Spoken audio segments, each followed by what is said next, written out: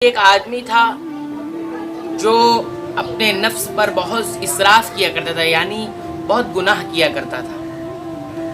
جب اس کی موت کا وقت قریب آیا تو اس نے اپنے بیٹوں سے کہا کہ دیکھیے، میں نے زندگی میں کوئی اچھا عمل تو نہیں کیا، کبھی خیر کا کام، کبھی بھلائی کا کام نہیں کیا، زندگی بھر گناہ کیا۔ تو جب میرا انتقال ہوگا اور میری موت آ جائے گی تو تم کیا کرنا، مجھے جلا دینا۔ جلانے کے بعد جو میری ہڈیاں ہوں گی ان ہڈیوں کو اچھی طرح سے پیس دینا، اسے باریک کر دینا اور پھر اس کو ہواؤں میں اڑا دینا، اس کے ذرات کو ہواؤں میں اڑا دینا۔ اور پھر آگے اس آدمی نے اپنے بیٹوں سے کہا کہ اللہ کی قسم، اگر اللہ رب العالمین مجھ پر قدرت رکھے گا، یعنی مجھے میری پکڑ کرے گا، تو مجھے میرے گناہوں کی وجہ سے بڑی سخت سزا دے گا، اور ایسی سزا دے گا جو اس سے پہلے کسی کو اللہ نے نہیں دی ہے۔ یعنی میرے گناہ اتنے ہیں کہ اگر اللہ تعالیٰ نے مجھے پکڑا تو کیا ہوگا، اللہ تعالیٰ مجھے سخت سزا دے گا۔ چنانچہ جب اس کا انتقال ہو گیا تو جیسے اس نے وصیت کی تھی اپنے بیٹوں کو، تو بیٹوں نے اس کے ساتھ ویسے ہی کیا، اس کو جلا دیا، اور جلانے کے بعد اس کے جتنے ذرات تھے یا ہڈیاں تھیں اس کو پیس کر ہوا میں اڑا دیا۔ لیکن کیا ہوا، اللہ کے نبی صلی اللہ علیہ وسلم فرماتے ہیں کہ اللہ تعالیٰ نے زمین کو حکم دیا۔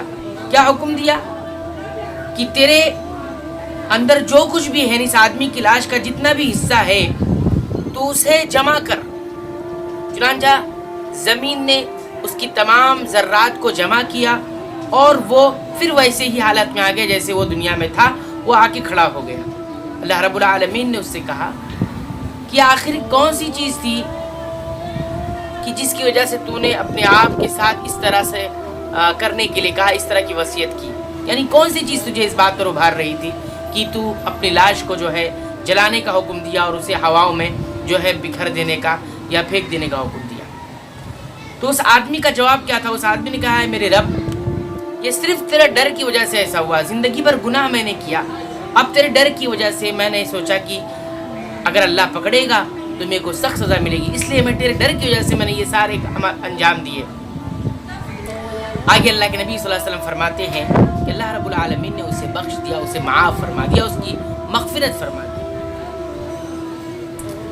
اس حدیث اور اس واقعے سے ہمارے لیے کون سی تربیتی پہلو نکلتے ہیں، یا کون سی باتیں ہمیں معلوم ہوتی ہے، یا کون سے فوائد ہمیں حاصل ہوتے ہیں کہ جس کی بنیاد پر ہم اپنی زندگی کے اندر ان تربیتی پہلو کو لا کر اپنی زندگی کی تربیت کریں، اپنے آپ کی تربیت کریں؟ تو بنیادی طور پر 3 باتیں اس حدیث سے معلوم ہوتی ہیں یا اس قصے سے معلوم ہوتی ہیں۔ پہلی بات تو یہ کہ جو گنہگار ہے وہ کتنا ہی کچھ کر لے، کتنا ہی جرم کر لے اور کتنا ہی معصیت کر لے، لیکن اللہ رب العالمین کو وہ عاجز نہیں کر سکتا، اللہ رب العالمین کی پکڑ سے وہ بچ نہیں سکتا، اللہ رب العالمین کی قبضے قدرت سے وہ باہر نہیں جا سکتا۔ وہ کچھ بھی اپنے ساتھ کر لے بچنے کے لیے، لیکن اللہ تعالیٰ کو وہ عاجز نہیں کر سکتا۔ پہلی بات یہ معلوم ہوئی۔ دوسری بات یہ معلوم ہوتی اس قصے سے، جو تربیتی پہلو نکلتا ہے، وہ یہ کہ زمین و آسمان کے درمیان جتنی چیزیں ہیں یہ سب اللہ کی لشکروں میں سے ایک لشکر ہے اور اللہ کی مخلوقات میں سے ایک مخلوق ہے۔ سب مخلوق، زمین، آسمان، چرند پرند، جتنی بھی چیزیں ہیں یہ سب اللہ کی لشکر ہیں، اور اللہ انہیں جتنا جب چاہے جس چیز کا بھی حکم دینا چاہے دے سکتا ہے۔ جیسا کہ زمین کو حکم دے کے اللہ رب العالمین نے جو ہے اس آدمی کی لاش کو دوبارہ اسی طرح، جسم کو دوبارہ اسی طرح بنا دیا جس طرح سے وہ ذرات اور جلنے سے پہلے تھا۔ اسی طرح تیسرا تربیتی پہلو ہمارے لیے اس قصے میں یہ نکلتا ہے کہ اللہ رب العالمین قادر ہے، قدرت رکھتا ہے کہ ہر نفس کو، ہر شے کو، ہر چیز کو زندہ کر سکتا ہے، ہر چیز میں زندگی دے سکتا ہے۔